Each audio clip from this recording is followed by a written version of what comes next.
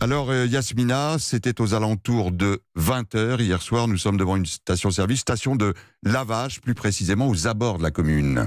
Oui, les traces de sang sur le sol sont toujours visibles. Vous le disiez, les faits se sont déroulés aux alentours de 20h devant le rond-point du petit quartier plutôt résidentiel de Beaume. Une voiture serait passée à toute vitesse. À l'intérieur, un ou plusieurs tireurs. 2 hommes a priori ciblés sont morts. Âgés de 29 et 30 ans, ils sont tous les deux connus des services de police pour trafic de stupéfiants. Au milieu des tirs, une victime collatérale, une touriste de 57 ans.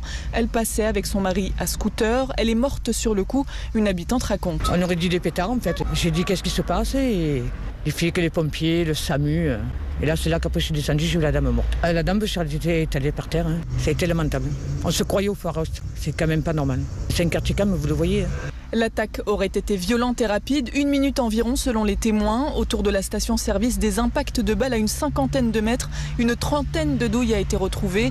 Au lendemain de ce drame, Robert Beneventi, le maire d'Olioul, déplore un manque d'effectifs dans sa commune. Lorsque je sollicite régulièrement, que ce soit le préfet, le directeur départemental de la sécurité publique, pour dire ne nous laissez pas tomber, venez sur Olioul. Certes, c'est calme, mais il se passe quand même certaines choses. Il y a très peu de retours, malheureusement. Ça, je le déplore, bien entendu. La piste du règlement de compte est privilégiée. L'enquête se poursuit pour retrouver le ou les tireurs.